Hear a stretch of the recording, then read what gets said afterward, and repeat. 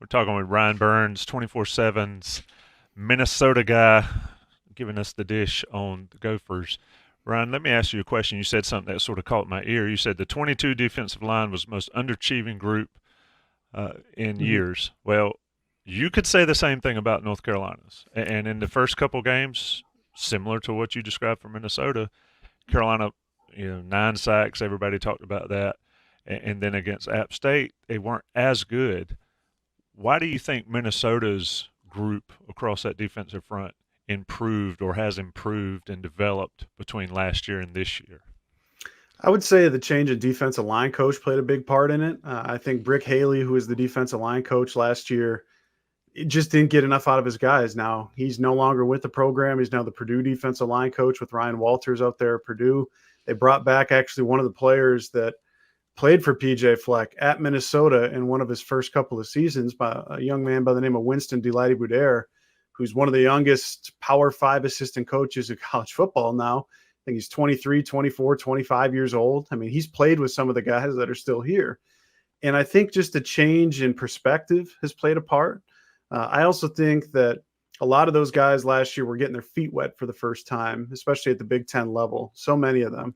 And now that they've had a chance to play against other quality opponents in 2022, in 2023 here, you see that jump from year one to year two in terms of being able to take the next step and not, just essentially playing to your ability. I mean, they have so many guys that you'll see on Saturday, from Jaw Joyner to Danny Strigow to Kyler Baugh, who had 2 sacks the last game, to Jalen Logan Redding, that are now in their second year competing at a Power Five level. They know what to expect. They're confident in themselves.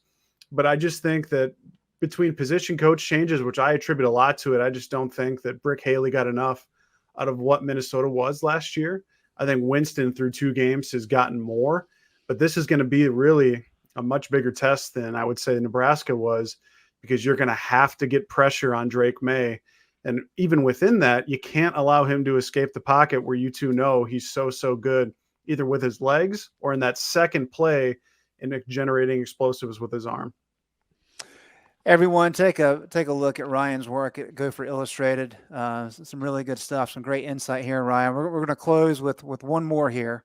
For Minnesota to win this game, what's maybe 2 or 3 things that they need to do very well? I know you probably hit on a couple of them, but you repeat as necessary. Yeah, I look at this game and Minnesota being a touchdown underdog. I understand it. You're traveling on the road, trying to beat a ranked team. North Carolina has been certainly prolific with their offense. I think they're scoring around 35 points per game their last 16 games here, going back to the start of 2022.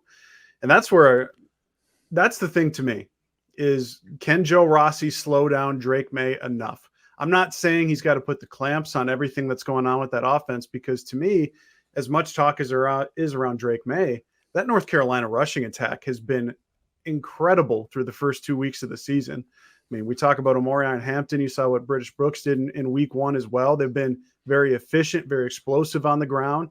But if you can hold this North Carolina offense to 24, 28 points, you're going to give yourself a chance in the fourth quarter. Now, that's obviously easier said than done with what North Carolina has accomplished. But offensively, that's where it's going to come down to for me. Minnesota's offense as well versus that North Carolina defense that just last week gave up 34 points, nearly 500 yards of total offense to App State. It's, can Minnesota be more explosive? They have 0 explosive passing plays over 25 yards or more. Now, they do have 8 between that 20 to 25 range, but to win on the road against a ranked opponent, you got to be more explosive. And then they got to be a lot better in the red zone. What I mean by that is they've had 8 trips into the red zone their first 2 games.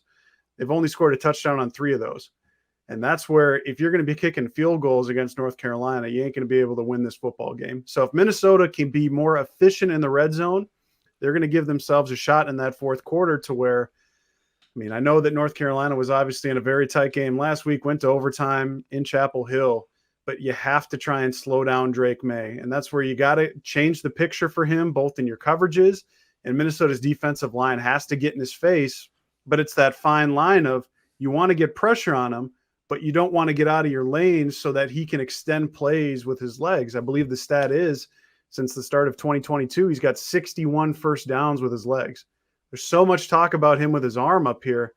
to me, what scares me about Drake May is if you look at it, and he's got 61 first downs with his legs the last 16 games, that's an extra 4 first downs every game just with his legs. If you can just take that in half or just nullify it, I think this game becomes very interesting as we get into the second half. Definitely very good insight there, and that's something North Carolina fans are used to seeing Drake make those plays, but they're also used to seeing opposing quarterbacks do the exact same thing. So I think it'll be a battle of that.